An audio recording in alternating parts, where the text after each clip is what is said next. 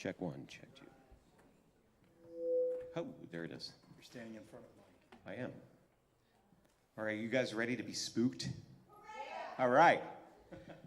I love the enthusiasm. So maybe we could cut some of the lights here. Would that be good? Could we do that? We're going to have an intimate party, so everybody just grab a chair, bring it up. Yeah. Come closer. We don't bite. Not hard, anyway. Nibble. So, Price, if you could just start playing that first clip there, that'd be great. Well, we want to introduce. I will. After. I got a system.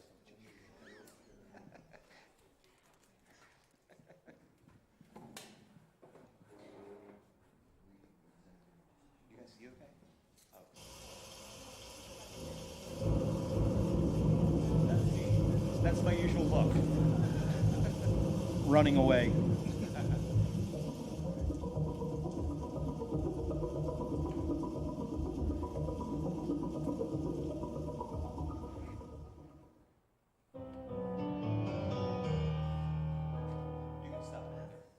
All right, thank you guys. Thank you so much for hanging out with us tonight on a Friday night here.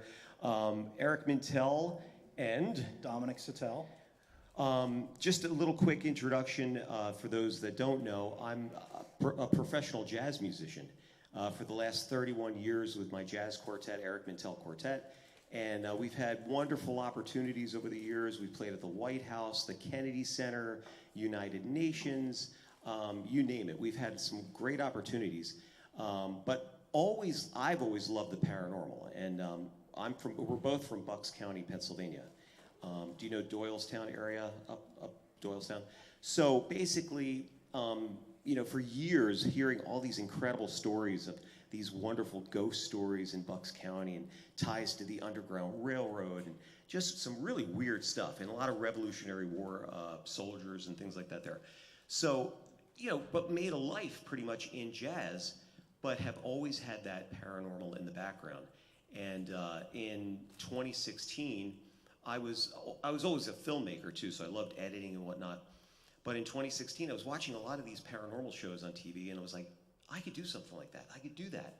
So originally it was Bucks County Paranormal Investigations, but I quickly changed it to Eric Mintel Investigates because we started traveling all over the country. People were saying, hey, could you guys investigate our bed and breakfast or our restaurant or our inn? We think it may be haunted. So now it's kind of turned into like a paranormal tourism TV show. And in 2017, this gentleman right here, who I've known since high school, we used to practice martial arts, all kinds of stuff. And he comes up to me one day and says, if you really want to start doing this, I can help. I'm a spirit medium. So I've had this gift since I was 4 years old, and I can speak to spirit that has passed away. And it can be animals, and it can be human. So, and I never knew that in high school, and it was like stigma back then, I think, to even say that you were involved in anything like that. But now we're in a great environment, I think, now, because people are having these experiences, and, people are not afraid to tell their stories of what they're experiencing. And so you'll see a lot of people here that just come right on camera, and I love that, because there's people that have, reputations, too, that are at risk, but they don't care because they have had these experiences. And I love working with forward-thinking people, so in 2016 we started this, and then some of the investigations we've been on have been incredible.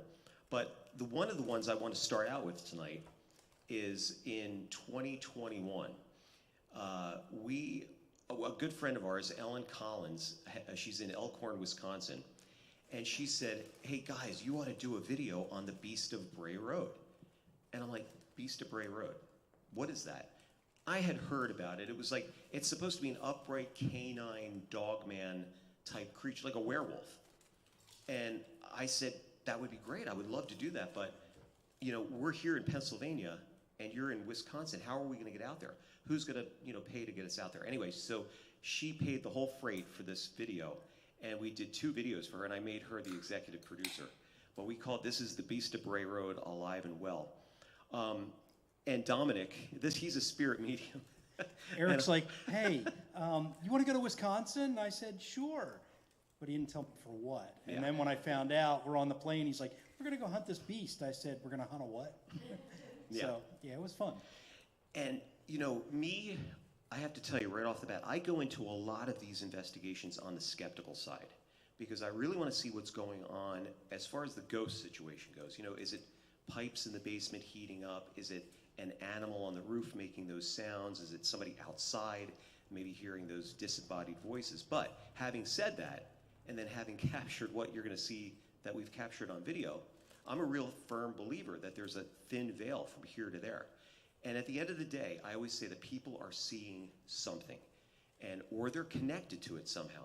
And that's some of our research that we found, that they're connected to it. Or I just blame him, because Exactly. it's when within 20 minutes something's happening. Well, we could start playing this.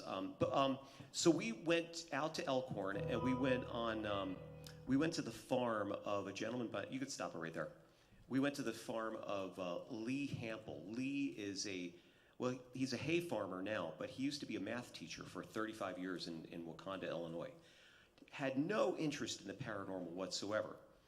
He bought this hay farm from his mother's estate in, I think, 2011, and he started farming there in 2013. In 2014, he had this encounter with this creature that they're calling the Beast of Bray Road. Bray Road is a road right there by Lee. It's maybe about 0.2 of a mile from his farm. So one night in 2014, Lee was backing out of his driveway, and he looked back to the farm, and he sees two red glowing eyes staring back at him. Well, with that, it jumped 15 feet in the air and disappeared. And that immediately set Lee on this quest to figure out what's going on. Because when he first bought the property, his neighbor said, "Oh yeah, by the way, Lee, the creature is living on your property." And he knew that Wisconsin was the home of alcohol, but these guys were serious. So immediately the next day, he put some trail cams out, and then he went out to the field, and he found a 7-pad, 5-toe track in the field where he saw this creature. And you could keep going. And I don't think anything has 7 pads in the animal world. No. No, only 5. You could keep going, Price. Should be going. That's a track.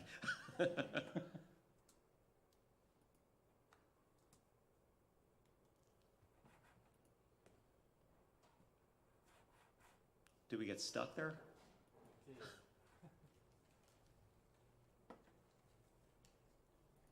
There you go. Then he's been getting these weird UFO lights in the woods. You could stop it right there if you can. So those are woods. So if you could paint, I'm going to paint this picture. So he's got this 35-acre hayfield, and it's a big rectangle. So there's corn on this side, corn up here, and corn down here. And we were investigating in this area that Lee calls the bait area. Now, when we did another investigation, we saw those lights immediately. I'm like, well, maybe there were 4-wheelers going through the woods or something like that. We went over to those woods, right, Dom? And it was completely thick woods. Overgrown. There's no way you could even drive anything in there. But you could keep it going again. I'm going to show you more stuff here. And then Lee's been getting this weird mist on the property that's been obscuring. Then this other weird mist that shows up there and then moves the deer. So let's stop it there for a sec. There's a mist that happened, right? And then in 30 seconds later, this deer moved, but that mist is not there anymore. So it's very, very strange.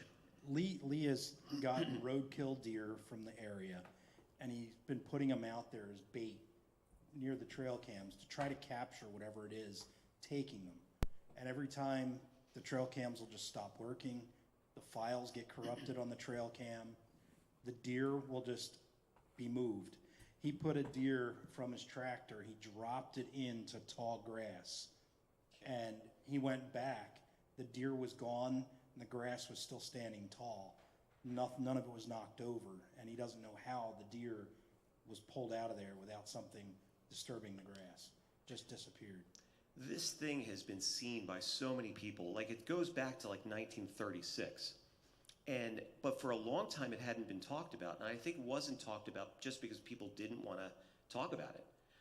Until the early 90s, Linda Godfrey was a author and an investigative journalist out there, and people were coming back with sightings of this thing, and she wound up writing a couple of books about it. And so we could keep going. And then that was crazy. And then there's the creature right there against the trail cam. And then he's got hair samples that are under the microscope that are translucent, and he's got like a pterodactyl or something flying over his field. I mean, just so much weird stuff is out there. And this is what happened to us. So you could stop it right there for a sec. So we go out there. Eric thinks we're going to do this wonderful documentary. He's like, we're not going to really see anything. Don't worry about it. You'll be fine. I said, okay. I believed him. Yeah, I went out really thinking that we wouldn't see anything. I thought, we're going to get a great documentary. We're going to talk to some great people. Never thinking once that we'd actually encounter this thing. And one of the first things that happened was we thought we'd have to, prior to this investigation in the field, we were in Lee's barn, and he's showing us, when I say thousands of pictures, we were there for like 2 hours. Like all of his evidence, all these like tracks and more trail cam pics. And I said to Lee, Lee, could we do an investigation in the field back there? And he goes, yeah, just be careful. Whatever you do, be careful. And he wanted to give me a flare gun, and I decided not to do that. I wish I would have, because it would have lit that whole area up, because you'll see what happened. But we had no protection. We had like a flashlight and a radio, not even bear spray, nothing. So that was my stupidity of thinking that we wouldn't encounter anything. So we're on it's about a half a mile to get out to this area. Yeah. And Dominic and I were riding four-wheelers, and Ellen's in the truck, but we were on the four-wheelers. We get out there. Well, when we get that day, we thought we were going to have to scrap the investigation because it was pouring rain all day. And when we got back to his barn and we're looking at all the evidence, the rain had stopped. But it was still, you could see lightning, you could see the thunder, you could hear the thunder. It was still cloudy. You could still see the clouds. When we got out to the back of this hayfield, to the bait area, I looked up because the moon was shining down just over his hayfield. It was clear as a bell. You could see the stars, and that's what drew my attention to what happened. Yeah, and you could play this, Price. So this is what happened. First thing. What the hell is that, Eric? What, that up there? Is that a plane? I don't know. No, it's not a plane because you would be able to see. It would be flashing. I think we got something, Scott. Check that out. Can you get up there at all? So you see a solid orb of light right there. It's moving too fast and it's getting closer. Can you hear it? Can you see that? I think you got it. Right now. Because this over here is a plane. Well, look at, that's flashing over there. See? And we're seeing planes down at the bottom here. You can see the planes flashing. That's flashing. What the hell is that? Okay, so that's flashing. And you That's can see There's flashing a plane over here. This one is not. This one is not. This is a solid. And it's silent, and it slowly picked up speed. That is just solid light Pretty fast going away moving. from us. Well, actually, it was getting brighter. And then it just blinks out. It's really gone. Look at that. You could stop it right there, buddy. So it basically picked up a little speed, and then it did like a 45-degree angle and blinked out. Now we went back and looked to make sure it wasn't a satellite, it wasn't a space station, and there was nothing there going over that night. Yeah, and it was, the direction it was heading right towards that plane, and it just made a 45, and it just gone. Oh, this story gets better too, because now, right after we see this UFO, then we hear this.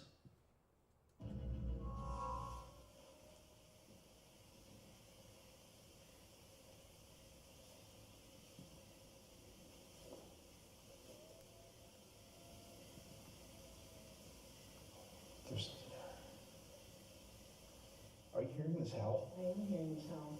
It's coming from over that way. Oh shit. Uh-oh. That's getting I play it again, you'll hear it again. Are you hearing this howl? I am hearing this howl. It's coming from over that way. Oh shit. Oh shit. You can stop it right there. Oh shit is right. So, but so we're there and we're like, so that's not a coyote, just so you know. That's not a coyote. It's not a wolf. There's no foxes. It's not a screech owl. We let hunters hear this, they can't figure out what it is. And everybody that we've talked to, and what I thought it was anyway, was like a man screaming in the field. It was this low guttural scream, growl, yell combination. But to give you an idea how loud it was, we have these little lavalier microphones on our lapel. It was so much louder on site that it actually picked that up, that was sound. the third one, the loudest one was the Yeah. third one. The first one we heard, it was about 1,500 yards away. The second one was probably about 500. The last one was about 100 yards away. So right after that, we had this really weird mist that came up from the field again, some of that mist that Lee's been getting, that was messing with our electronics. You could see this full video on our YouTube channel. It's The Beast of Bray Road, Alive and Well, and you could see the full clips here. But what got us, at first we're like, the fear factor was there. It's like, what are we hearing? What is this? Yep. And then Dominic goes to Scott. It was just the four of us. It was me, Dominic, Scott, and Ellen, and Scott was working the camera. He said, Scott, shine the light over to the corn where we just heard those howls. And when we did that, this is what we see. We saw eyes shine. You could hit it. There you go. I'm hearing rustling. You can see blinking. See that right there? Yeah, that's a barn. That's a barn there. Dominic heard Right the there. rustling. You can clearly see eyes shine across the field from us. So you could Clearly something was stalking us. You could stop it right there. So, and that's what it's supposed to look like. So, Looks cuddly, doesn't it? so that's when he shined the light over there. You could see if you were there on site, we were there. It's in the corn going like this, like looking like, what are you doing here? What are you doing on my property? So we said, that's it. We're out of here. Because it was telling us, this is its territory. Get out of here. And we did, man. I was like, everyone's safety was more important than an investigation. And you don't know. I mean, who knew what it was going to do or if it was going to do anything? But people were like, how come you guys didn't stay out there longer? And when we were out there, Lee had a trail cam set up, and it shut off at 5 o'clock and did not turn back on until 7:30 in the morning. No reason at all. It should be there anytime it sees movement. It should be taking pictures every 30 seconds. It did nothing the whole entire time. And then the whole town of Elkhorn lost power that night, too. Eric's fault. And because I brought a stick back from the field I must have in my hotel. I said to Dominic, I said, look what I found. He's like, you brought it back with you. But the weird thing is we had another follow-up investigation of this thing, which was 6 months later, I guess, in April of 2022. We didn't encounter it that time, but what we did get was a town hall meeting where we had over 140 people show up to tell their story of seeing this creature. And they all described it the same way. When it's on two legs, it looks like it's gliding. And when it's on all fours, it's really fast. Yep. And that comes into play with another dog man, which I didn't even realize. They're all over the place. People are seeing these things in Bryn Athyn, Pennsylvania, believe it or not. You'll see that in a minute. But yeah, that was wild. And then you could play this. And we're back at the hotel kind of recapping what happened that night. Back at the hotel, we sat down and recapped the whole night. There was two creatures there. Oh yeah, definitely. It sounded like a male and a female. And the one was moving closer. The second howl was much closer, so they were moving in on us. Just to hear that howl, and then boom. Yeah, that was a trifecta of paranormal activity. Yeah. We hit it all tonight. We hit it all within, as soon as we walked in, 10 minutes. Within 10 minutes. And, I feel and sense things, but, I don't get freaked out by that. This freaked the hell out. Yeah, you and me both, bro. So, hey, listen, great investigation. Great investigation. Incredible. I'm so glad everybody's safe. Again, Scott did a phenomenal job. Scott was the rock. Scott was a rock. You could stop it right there. So that was cool. So, it was just like, we're still, and Lee is still getting screams and growls out there. So I don't know what's going on. We're still going to look into that. Hopefully do another investigation out there. And he has other pictures of the beast during the day out in the field when the corn was down. He was out there tilling, and he just sees this black object, and he's like, oh, there must be a bear or something. And then this thing stands up and ran into the woods. And he was like, that wasn't a bear. So we're going to switch gears now. How about UFOs? Who's had a UFO encounter here? Who's seen a UFO? Oh, you know what? I wanted to ask, who's had a ghost encounter here? Okay. Oh, cool. Cool. Lots. Ooh. See, I see. You They're too. my people. You are a ghost. How about Bigfoot? Nice. Us too. Yep. How about, well, Dogman? Probably nobody here. Dogman. Ooh, okay, cool. Okay. All right. So this Dogman phenomena is something that's out there, and it changed my whole perspective on what is out there. But we're going to switch gears for a second to check this out. Wow.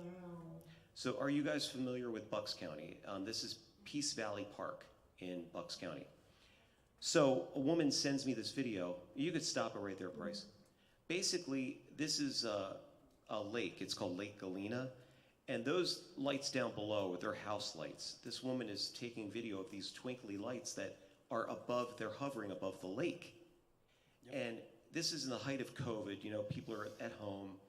It was like 2 in the morning, I think she said something. Like 2, 3 o'clock in the morning. She's like looking out the window and she's seeing this and she gets her clothes on and goes outside and says, oh my God, I am seeing this. And she was smart enough to take some video. Well, you could play this again. It's just, they're basically just hovering there and they're moving too, right above the lake. And I thought at first it was Starlink satellites, but it's not because they're all different. You could stop it right there for a second. And they look were, at that, they he's were on stationary. it. Stationary. And they were stationary, yeah. Starlink will move, and you'll see that. Because have anybody seen the Starlink satellites here? Has anybody? I've seen videos. Yeah. Has anybody seen them in person? They're really. It was unbelievable. I was taking Buster out at night, and I just happened to look up, and here's this train of lights, and you could see why people would think that they'd be UFOs. So, and I could see why people don't get pictures of UFOs because I was like trying to get my phone, trying to take a video, and by the time I got the phone out there, it was disappeared. You've got like a 5-second window. If that. So a little bit later, also in April of 2021, I got a call from a guy literally right up the street from me, Mitch Sherman. He says, hey guys, I've been getting this really weird object flying over my house every for the last year. Oh yeah. And he said, would you guys want to investigate it? I said, yeah, we'll be right up. So he sent me this video, but I'm standing here trying to explain to him or ask him what it is, and this is what he shows us. What do they look like to you? Are they a straight line? Are they in a formation? Or? No, it's more like a giant orb with varying colors and pulses of light. You had told me, Gracie, when you had a similar situation where it was kind of like something that really kind of came right at you. Could you tell us that story? Yeah, I was sitting here, and Mitch had gone in the house, and I'm looking up there, and I remember here, I see, it was like the size of my finger. It came from way over there, and it just came right at me, and right up to my nose, and I was yelling for Mitch to come out, and, you know, it was right here, and all of a sudden, it just... You can stop it right there for a second. So she's talking about this finger-sized point of light. You know, and Yeah. what did we say? Light continues. Light has a starting point and an end point. It doesn't exist in a small little area. But we've been getting a lot of reports. I get reports all the time. People send me that they're getting these finger-sized points of light and orbs coming up to these people and then just shooting away. So I don't know what that phenomena is, but there's been a lot of reports that way. And then we're getting a lot of UFO footage as well. You could play this. This was over Newtown, Pennsylvania. And they're always in like a triangular formation. This is right over like a busy highway.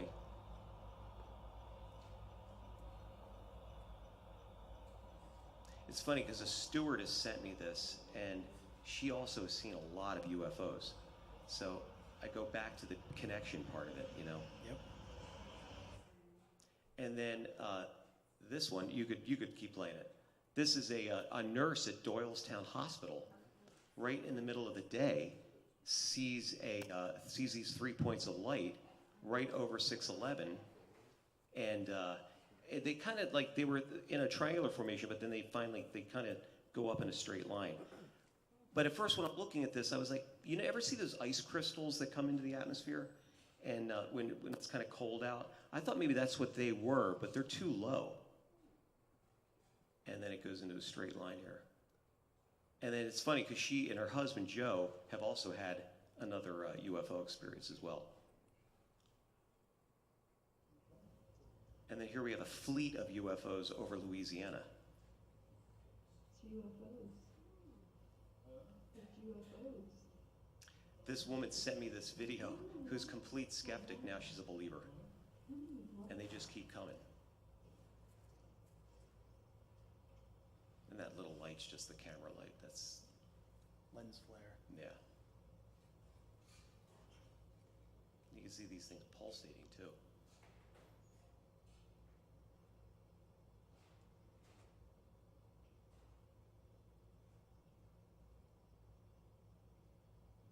And totally silent.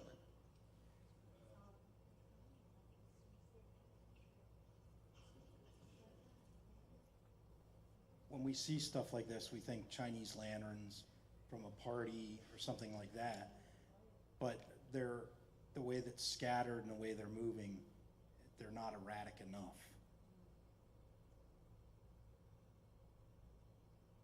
And they would have burned up by now. Yep, and At they that- would have at burned that up point. quickly.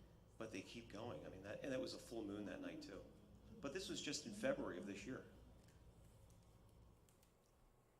Oh, so this is my UFO story. That's my photo there. You could stop that there. Going over a bridge in, are you guys familiar with New Hope, Pennsylvania? You know New Hope? There's a bridge, it's a Center Bridge. It's Center Bridge Inn. And right into, yeah. Well, there's a bridge that goes into Lambert. That's the New Hope Bridge. There's another bridge that goes over to Stockton, New Jersey, and it goes over the Delaware. That's the bridge right there. We were going over the bridge, and I looked out of the corner of my eye, and I see 5 orange orbs, just like we saw in the video, just appeared out of nowhere. And then it looked like they did a search pattern over the river, and then one by one started disappearing. But I was able to get my phone. The phone flash went off the car, and then I was able to get one shot, and that's what it was up there. So it was the same thing, essentially. Same thing. You could go to the next one, Price. That they do. So here we go. That, like, You any could creature stop it in right there. So we, you want to set this one up, Tom? So we're out in the middle of the Pine Barrens in the Wharton State Forest, 5 miles into the Pine Barrens. Eric calls me and says, hey, our buddy Eric Spinner and Art Mack, this is Art Mack, who are Bigfoot researchers. He's like, they invited us out. They want us to go over to the Pine Barrens. And he's like, come on over to my house. We'll take my car. We'll go over. And I said, Eric, you're going to the Pine Barrens. Why don't we take my truck? It's 4-wheel drive. We'll be better off, have more clearance.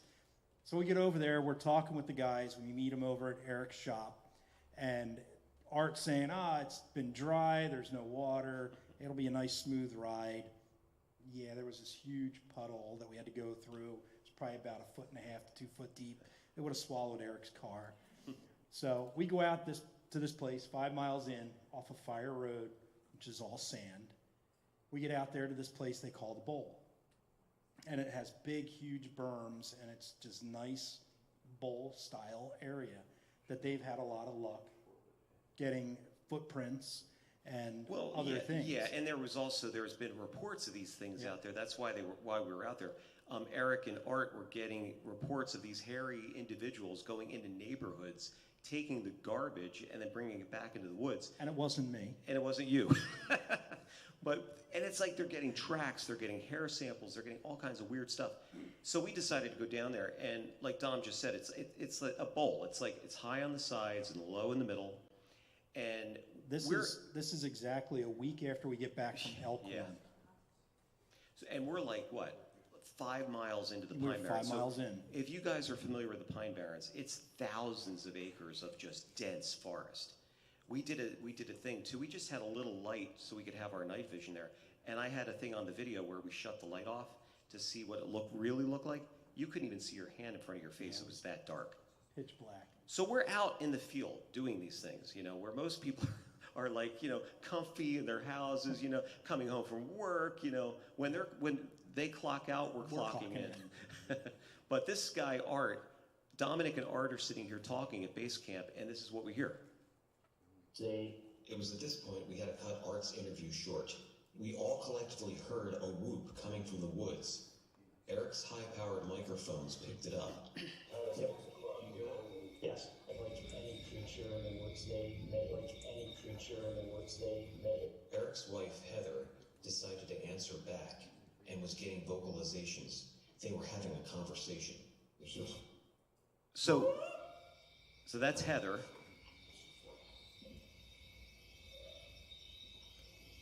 And that's something else out there. Keep in mind, we're 5 miles into the Pine Barrens. Okay. That could potentially be what. Okay, so we're getting Patty was, sound like a juvenile. So we just got some unbelievable activity right now. Dom was just talking to Art, and we heard a slight.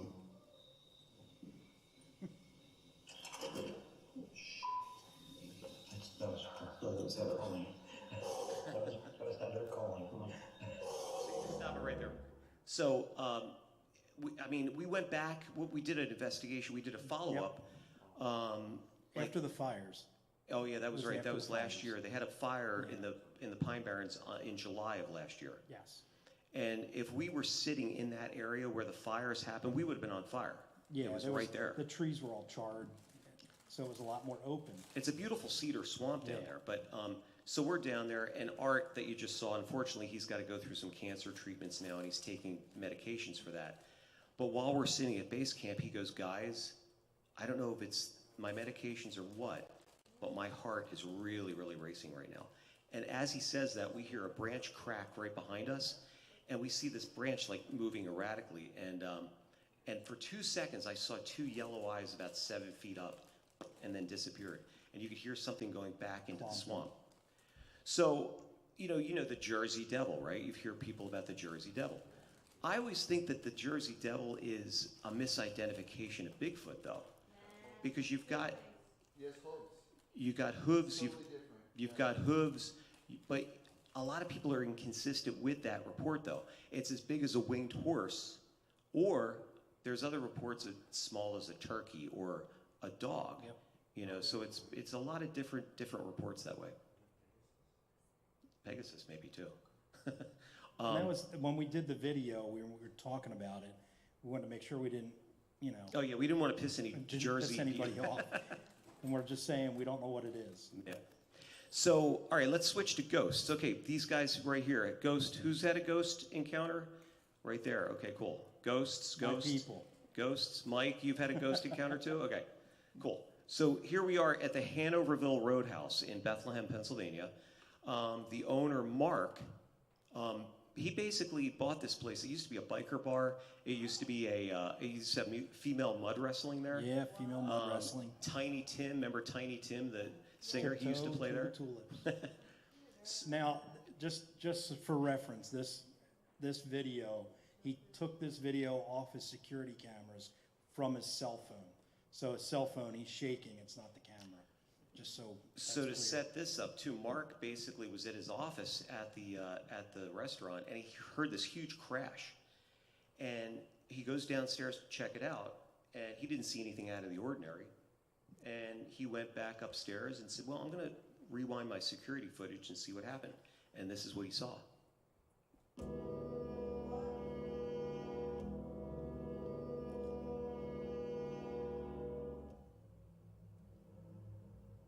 In this video, you could clearly see an orb flying over toward where the chair just pushed out from the table.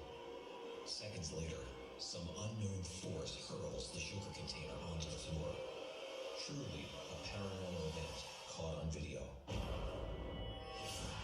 So basically there, you see, when I first saw this, I was like, there's got to be somebody standing behind that wall pushing the chair out and throwing the sugar packet. Because I'm always trying to debunk the whole thing here. But if you look at that video, there's a low wall there that goes out all the way to the back and then over. So even if you're standing there, you're going to be on that security camera. So there's nothing, you're not going to block it. And then those chairs are heavy oak chairs. You tried to slide it. When we first got there, I went right to that chair, And I didn't even see the video. Eric was just telling me he had something going on in the dining area. And I walked over and I said, one of these chairs were moved. And yeah, definitely. So I grabbed the chair and I tried to shove it across the floor, and I got it to move maybe a foot and a half before it stopped. They were about 50-pound chairs to 70 pounds, solid oak. Solid oak. And it just didn't move. It was just kind of skidding on the floor. So the next thing, we go up to the attic. Now, I don't have those feelings Dominic has. Like, he'll go into a space and he'll feel those feelings and those entities. But the one part of this restaurant I did get was in the attic. It was that kind of vertigo feeling.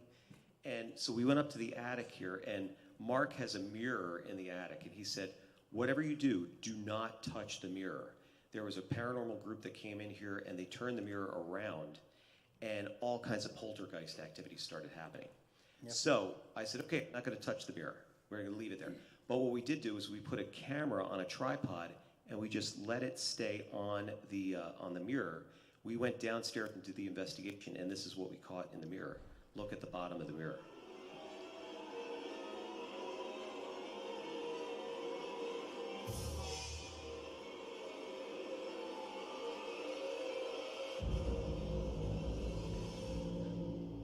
And there was nobody up there.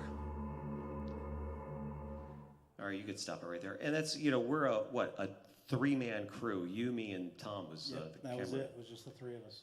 So I showed that to Mark. He couldn't believe it. And he's been getting all kinds of weird activity there. So, down in the dining room, down in the basement, up in the attic, in his office. I asked him, I said, have you ever had anybody, see anybody in your office standing there? And he goes, nah, I don't remember anything. And then right before we left, he goes, you know what? Yeah. He's like, I do remember having something. I was at my desk, I was doing the paperwork, and he said, I could have sworn one of my employees walked in and was standing there. And I said, hold on, I'll be with you in a minute. I'm working. He said, I looked back up and they were gone. He said, I immediately picked up the radio and I radio, hey, were you up in my office? And the guy's like, no, why? He's like, somebody was in my office. He started going through the security cameras, walked the second floor, trying to find who was there. Nobody was there. So, that was crazy. Yeah. And it's funny because I don't care who it is. Everybody's had some kind of paranormal encounter. And I even saw a sting from the police. He didn't believe in ghosts at all, but he used to live in a haunted house. And one night he's laying there, he wakes up and sees his wife holding their baby in the corner. And he goes over to see if his wife, and his wife was laying right next to him. So he's like, that changed his whole perspective of that. We could hit the next one here, Price. I think. Put it at 7.5 maybe. So it's this is another dog man in Brynathan, Pennsylvania. On the bench, on the first base side, and I'm looking at this thing with the back light, so it was shadow, and the way it walked, it glided. It didn't walk like a human where it makes, bouncing. It just like one. It was like one. Wow. It was gliding, especially in Pennsylvania, Western PA, the interdimensional. Yes, I got news for you. There was an interdimensional thing going on in Elkhorn too. Same thing. Yeah. And one of the witnesses said what he saw was like gliding. It was that fast. It was so fast. And it's 7 feet tall, and it's very fast. And I was just like, oh my God, I think I might have seen the Brave Beast. You could stop it right there. That's cool. So yeah, that was another, a dog man in Brynathan, Pennsylvania. You guys know where that's at, right? Beautiful area. We almost didn't do this video because the town was kind of like a little bit hesitant about associating a dog man with that, Oh, yeah. very ritzy area. But there is a lot of stuff. But at least they were open-minded to it. And if anybody knows me, I try to do these things in a classy way, very classy, family-friendly manner. Except for the next clip, not this clip, but the next one after this, at this vampire museum, this haunted vampire museum. But right here, we're at the Water Wheel Tavern in Doylestown, Pennsylvania. And we're doing an investigation here. This place, it was just off the charts. Like, you and Julie, we had Julie Krause on this investigation. Yeah. And these guys are feeling all kinds of weird energy there. And another spot where there was a dog man sighting. Right, on Old Easton Road. Yep, Old Easton Road. So Dominic is down here. He is recounting, one of the managers at the restaurant, Jim, he's told me a story that he was showing a lady down to the cellar bar who wanted to do a private party. And he's going down to the bar and down the stairs, and he's all of a sudden sensing that she's not behind him anymore. And he looks up and she's at the top of the stairs, white-knuckled onto the stair rail, and she says, he's like, "Are you okay?" And she goes, "There is a spirit down there with you, and it does not like you." Yeah. And with that, she took off. But this guy Jim's been getting like all kinds of weird stuff and weird feelings, and he's almost quit a couple of times just because he's been harassed so much. But we went down to the cellar bar to try to see if we can get some activity. We don't use a lot of like the things a lot of people are using, like spirit boxes and like REM pods, only because we don't use those, and it's no offense to anybody that does. Does anybody know what a spirit box is? I know you guys do, yes. They're like white noise generators, and you're supposed to get a disembodied voice from these things. But a lot of times you're going to get like a CB radio or airwaves, and it'll give you a false reading. Or REM pods, if you have equipment, it's that electromagnetic detection meter. It's going to set it off with your camera equipment. So we just use Dominic, and we have a handheld magnetometer that does detect electromagnetic energy. But down here in the cellar bar, we were catching all kinds of orbs. You could play this, Price. And I was reading about point 1.2. As soon as Eric opened the door, the magnetometer went all the way up to a 3. I said to Eric, "Whoa," and I did not feel comfortable coming down these stairs. Eric pulled out his phone and started recording and started getting orbs right away. So we just came down reluctantly. We just came down these stairs. Eric's been filming, and we're seeing orbs flying by, lots of orbs. And now the magnetometer's starting to go back up. There's definitely some action down here. Upon reviewing the footage, we were shocked that we captured one of the strangest orbs we've ever seen. Was this the entity that's been lurking down here? so this was like March of 2023 or 2022? Yeah, 2023. 23. Okay, you could stop it right there. So it was cold. So there's a lot more going on that we have to really kind of look at. But here's this next place Dominic will not go back into. Not at all, especially this room. Are you guys familiar with the Vampa Museum at all in Doylestown? Okay. Have you been there? No, but I want to know. Oh yeah. The best $15 you'll spend. Sure, I want to go there. Make sure you take sage. These guys have been and some there. crystals. Have you guys been there? Oh, you guys got to go. This is. It's awesome. So he's done a great job. Ed, the owner, has done a wonderful job with this place. Oh my God, Ed Crimmy. It's so basically it's Vampire Paranormal Museum. He's got over 700 vampire killing sets at this place, and I say from the 17 and 1800s, and I say to myself, why so many? What was going on back then? I always say there's a little bit of truth to the folklore, but some of the other items are. I mean, just beautiful. He's got this beautiful, like, a carriage, like a hearse. Is it like a hearse? Yeah, it's a carriage. Beautiful hearse. woodwork. I mean, phenomenal stuff. He's got a Michael the Archangel room. Just really cool stuff. But he's also got this wonderful doll room here. Yeah. With It's wonderful. wonderful little, well, not little, but a 5-foot Burmese doll that's right up there that has real hair.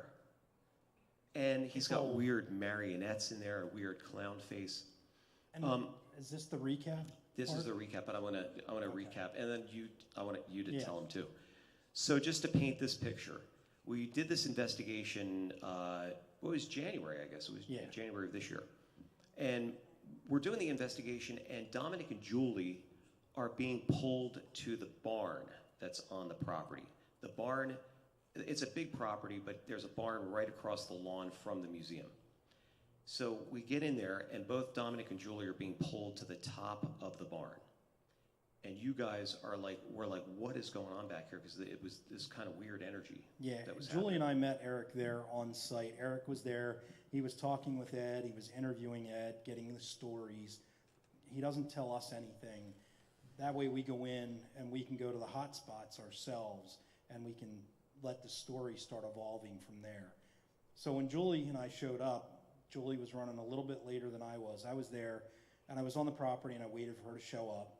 And right away, we started walking around, and he's got all these, I mean, he's got dinosaurs on the property. I mean, huge things, but we're walking around, and there's, what are the birds that he's got, that he has? Oh, the around? peacocks. The peacocks. Yeah. He's got peacocks everywhere, and Julie and I are walking around, and we're getting pulled towards the barn. Julie's picking up on a little boy that's around the barn. I'm picking up on the boy. We go over to the barn. We go upstairs to the barn. And then we go upstairs. There's nobody in the barn. There's music playing for the guys that are working in the shop. They're not even there. It's just odd. And we just feel this energy. And I'm going, this is just weird. I was trying to call Eric. I'm texting him. I'm like, where are you at? He's like, I'm in the museum. I'm like, well, where's the museum? Because it's in his house. It's in Ed's house. He lives there. Ed Ed lives upstairs. there. So we're having shirts made for Ed saying, I live here.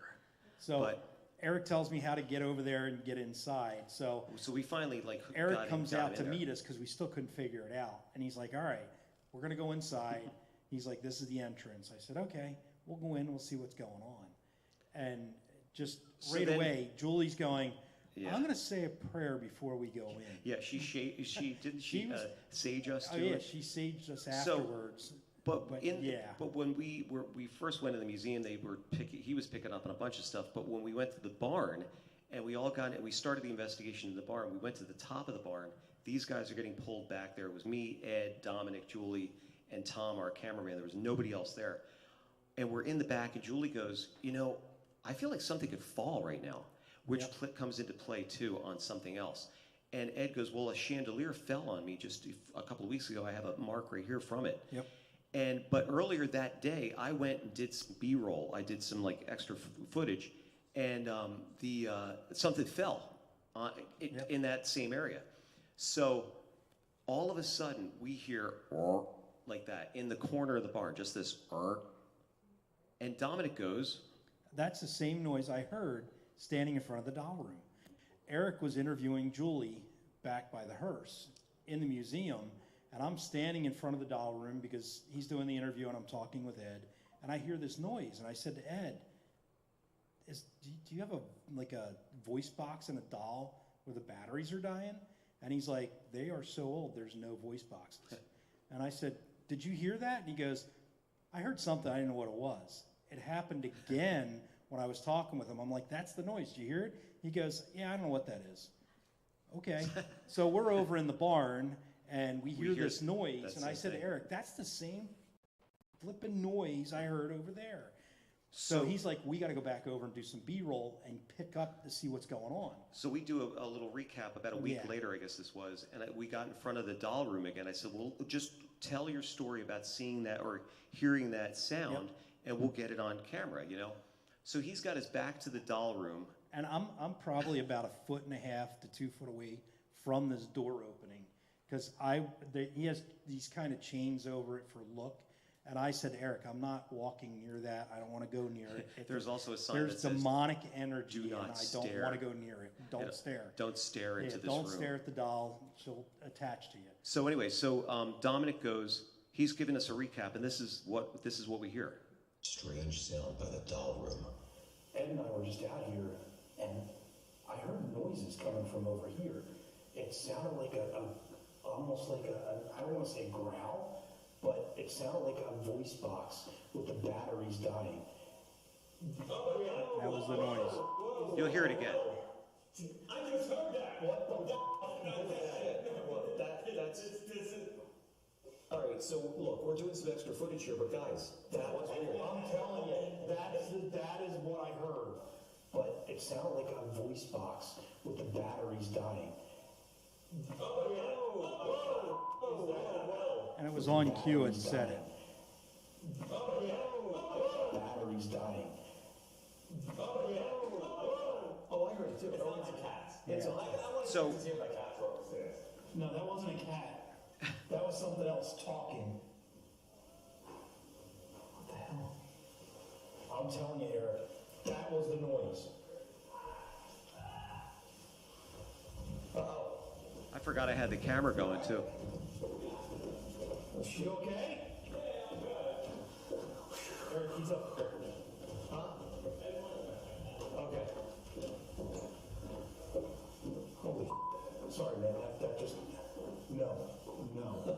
I was saying no because I'm sorry. whatever was there reached out, grabbed my shoulders when the noise happened. Man. It's still on. It's still recording. Is it looking like Notice how far away from the door I am? So we just heard the same sound that we heard in the barn. We just heard it here. I've got goosebumps. Ed freaked out. Dom freaked out. I don't know what the hell that is, but that's the same thing that we heard in the barn. Yeah, that reached out, grabbed my shoulders, and I was like, no, Yeah.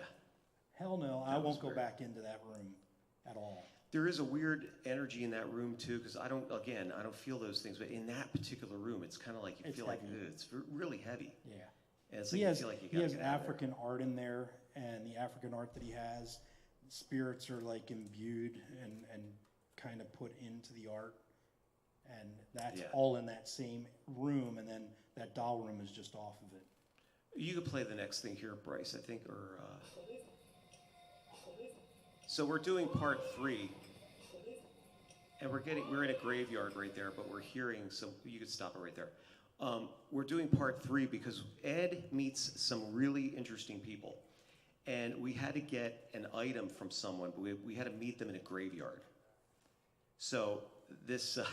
That was crazy. So you'll see it in part 3. That's coming through. I'm glad I wasn't there. Yeah. Well, Megan was there, and Megan was Ed's worker, and she just wanted to get out of there. So this is something that happened to me actually in 1997. Anybody ever hear of the Lady in White? Yes, no, yeah. So basically, this is like November of '97. Again, I'm in Bucks County, and I'm going to a jazz gig. I'm going to my gig. I had a steady Friday and Saturday at the Wycombe Inn. It was in Wycombe, Wrightstown, Pennsylvania. I'm going down the road, and I think it's Pine Lane in Wrightstown, and it's a dark road. I mean, it's like there's nothing there. And I'm going down all of a sudden, and it had been a little rainy, and it was a little slick. I'm going down this road at a pretty good clip, and all of a sudden a deer runs out, and I hit it. And I felt terrible. And that car is sliding. We slid 60 feet. And I stopped, got out of the car, and I'm looking at this deer, and I felt terrible. And the deer is in the headlights, so you could see it down there. And out of the woods, now I'm a piano player too, so out of the woods behind me, I hear this woman's voice say, "How's your hands?" And with that, I turn around, and she kind of looked like that, all in white. And she came over to the deer, which was really weird, and took this 200-pound deer by the ear and just dragged it off like it was light as a feather. So she said, "You better get in your car and get out of there and get off the road." So I did. And I went back to, told the guys, and they were just freaked out. I was freaked out. But I didn't say anything to her. I was just stunned. It was just a weird event. But come to find out later, there is this lady in white that's been seen throughout Bucks County. And a lot of other places too. Yep. So we're going to look into that a little bit more. That's another video that we're going to do. So that's it, guys. That's our story. We're sticking to it. I hope you got a good time. Any questions?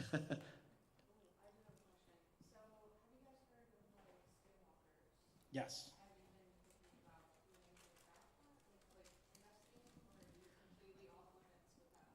Skinwalker, basically Lee's farm out in Wisconsin is along those lines, like Skinwalker Ranch.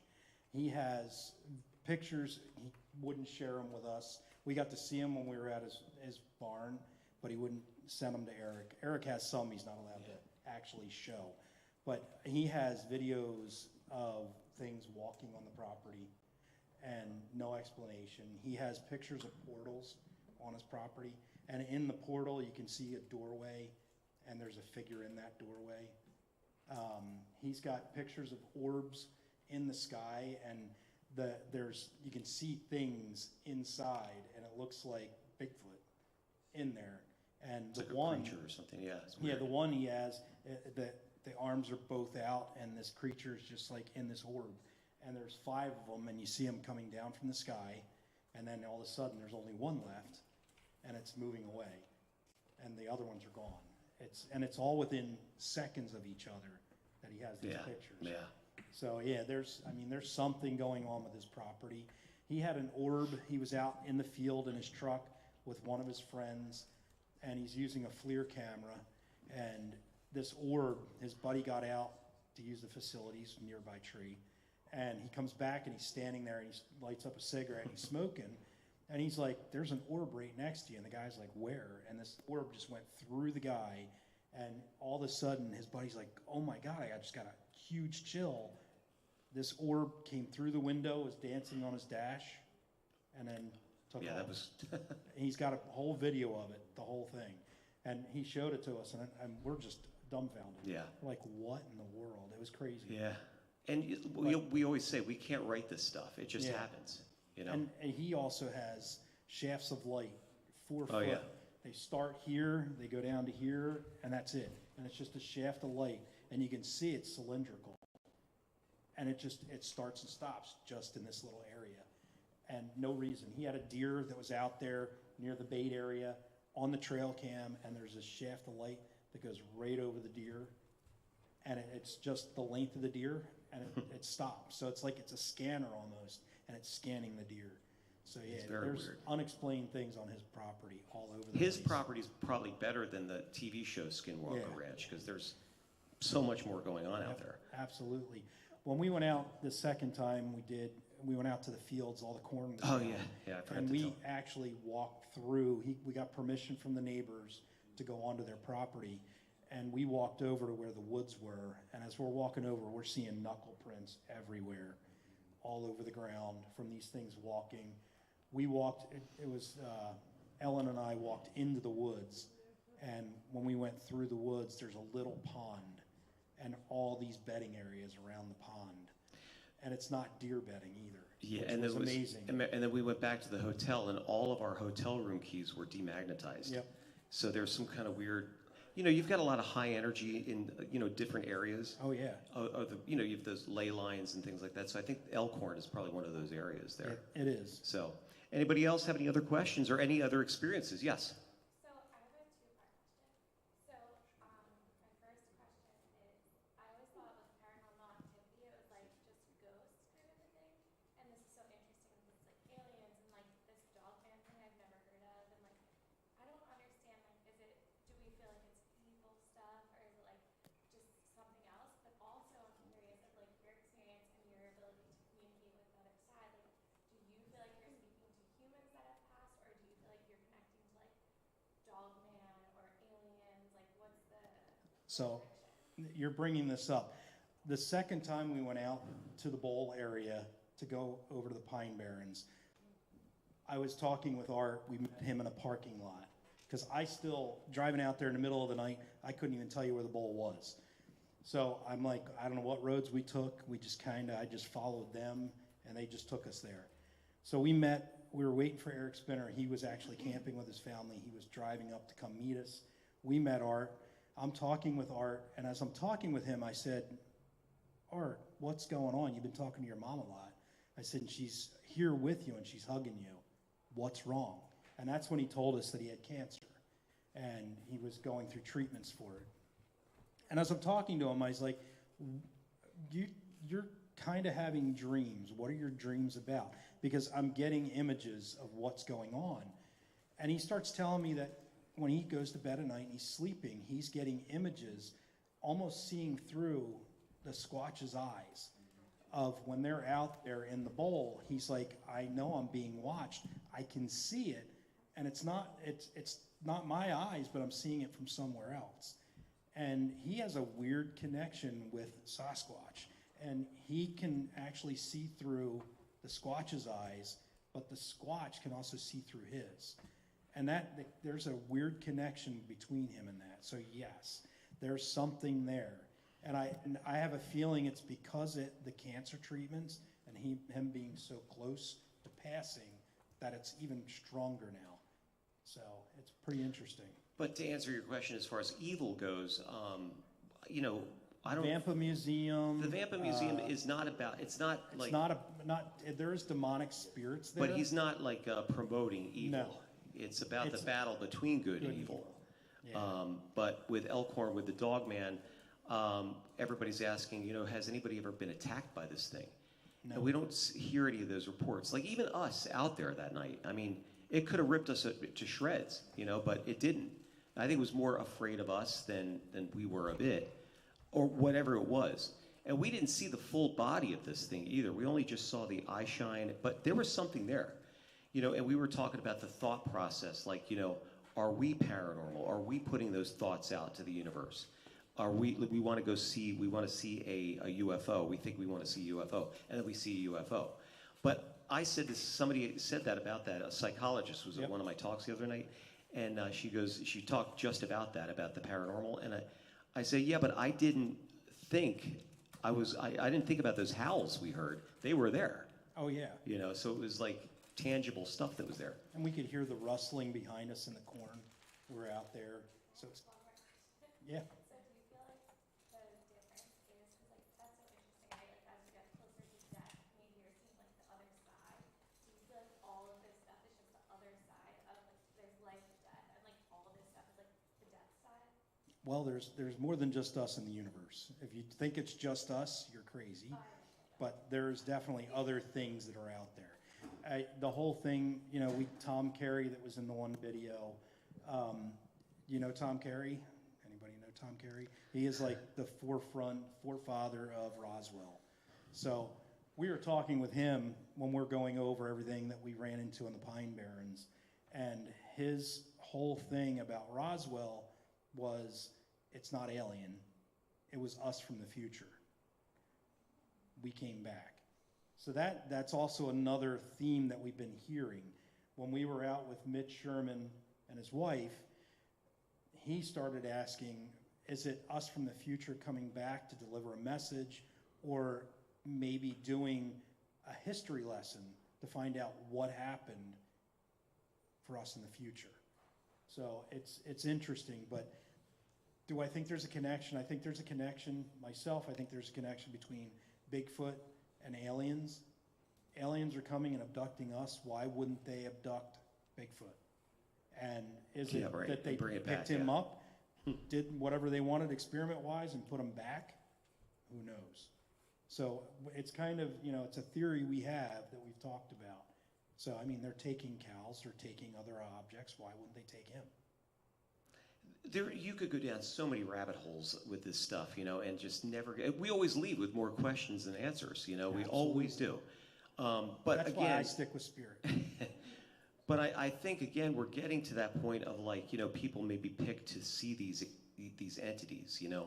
Maybe they're picked, or maybe their antenna is more attuned to these experiences, or it may be in family lines. Maybe it's generation to generation. I don't know. Yep. But I don't know, every time we think we're getting closer, we're getting farther away. But at least we're having the conversation, because the government's saying, hey folks, the UFOs you're seeing are real, we just don't know what they are. And at least that opened up a whole floodgate of, like, okay, I can talk about this stuff now. Yeah. You know? So, well, I hope you guys had a good time tonight. Yeah? What did you guys think it was going to be? Ghosts? Just all ghosts? Like, what was everybody's thought process? Because everybody was kind of confused as far as what was going on tonight. So, well, I would say you could play this price. This is the next thing here is, if you guys are around March 8th of 2025, we are doing the second annual Bucks County Paracon in Newtown, Pennsylvania at Bucks County Community College. I would have had books with me tonight, but I completely sold out. But that's a book I just wrote.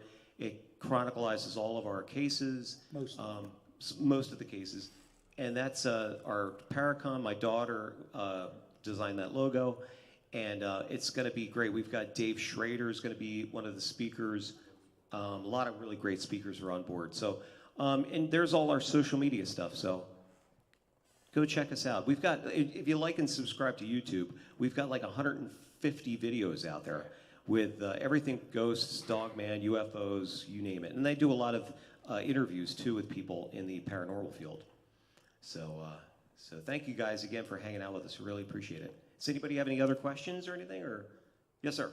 The with the orbs, I mean, you have theories of is it the energy of the dead, something from a different dimension that has no physical presence, or from outer space. You know, we see UFOs as something with substance, it's tangible.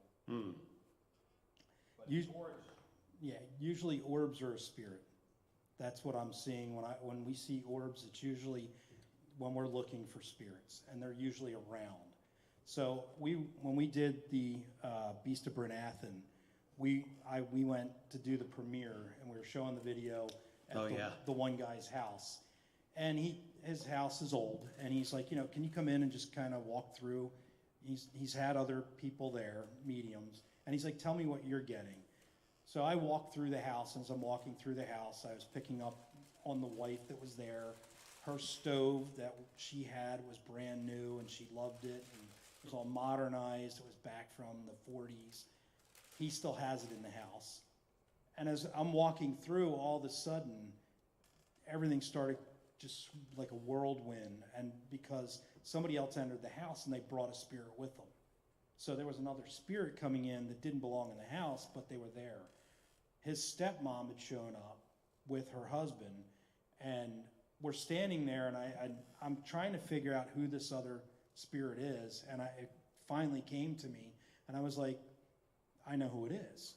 So we're standing in the kitchen, and I'm talking with him, and he's like, who was the other spirit that you picked up on? I said, believe it or not, your mom brought her. And she comes bolting from the dining room into the kitchen. She's like, I have a spirit with me? I'm like, yeah, if somebody has a camera and takes a picture, you'll see it. His friend that was a doctor immediately had his phone out of his pocket and snapped a picture and showed it to us. And there was a spirit. You could see it on her hand as she was standing there, as big as day, this huge orb. And I'm like, that's the spirit that's with you. And it was just wild. She had no idea. And here it was one of her mother's friends that was an aunt. That's what she used to call her. And they were very close when her mom died. So it was her mom's best friend. And she was still with her today. So it was pretty cool. Yeah. Just some of these cases, man, I mean, it's like, Yeah. And the stuff just happens. So if you go on and check out some of the videos, the Pine Barrens Bigfoot follow-up, that was called On the Watch for Squatch Part 2. And yeah, there's more stuff there. Yes, Ashana. I want to know if you feel any spirit, what you feel in this building. Oh, there's more than one in here. I'll tell you that right now. I can go over it with you and show you where they're at, and kind of give you a description of what and why they're still here. But yeah, there's a lot of spirits here. The other thing I wanted to... No malevolent, let me put it that way. The one thing I forgot to tell you guys too, when we did a test premiere at the Vampa Museum of this, we're doing this series called Paranormal Pickers, and we did parts 1 and part 2. We did this premiere in the barn, and right after part 2, everybody's up giving us a standing ovation, clapping.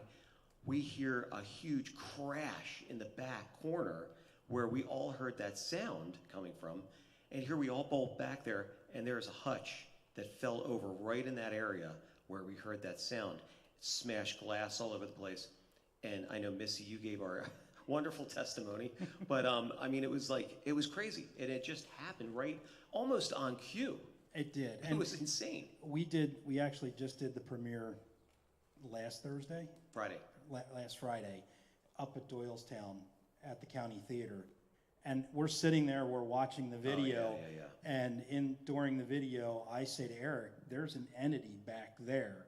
And as I'm looking and I'm pointing back, we never saw it when he was editing. Yeah. We never saw it on the screen during our preview before we showed it.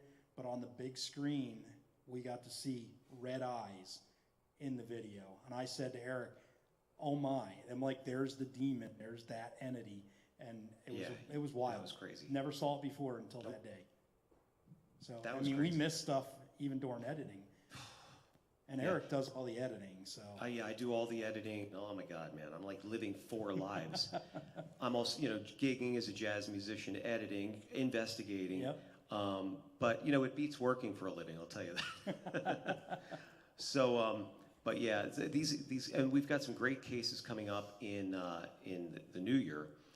We're doing an investigation of Miller Symphony Hall in Allentown, and another possible couple of, maybe even some homes. We're getting some people that want their homes investigated. Yes. Now, we don't do that.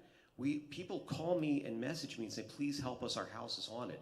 You know, we're feeling all this kind of, and I get calls, and I'm like, I don't do that. We don't really do that, but I will send them to somebody that will cleanse the house, and it will, you know, send Julie or one of our other people. But we may be doing a house call you don't know about, but we may be doing one. Maybe. I know a lot of times we go into a place, especially when it's, you know, we're going in for spirits, and as soon as we're in the place and we go through, it always happens when we leave, the activity is bumped up because of our energies from being there. And then Eric gets phone calls. I don't know what you guys did, but, and that's been happening with Ed now. Mm-hmm. So it's fun. Yeah, poor Ed. Ed is, you know, seriously, if you guys get a chance to go to Bucks County, take a day trip, it's really well worth it. I mean, it's like a great property. Yep. And he's always changing the exhibit. I think it's even changed since you guys were there. But it's a lot of fun. It would be a nice date trip to go up there. So go during the day. Well, you have to at go. night. You can't go at night. It's closed. But the cleansing room. There's a new exhibit now. You can go into this room called the cleansing room.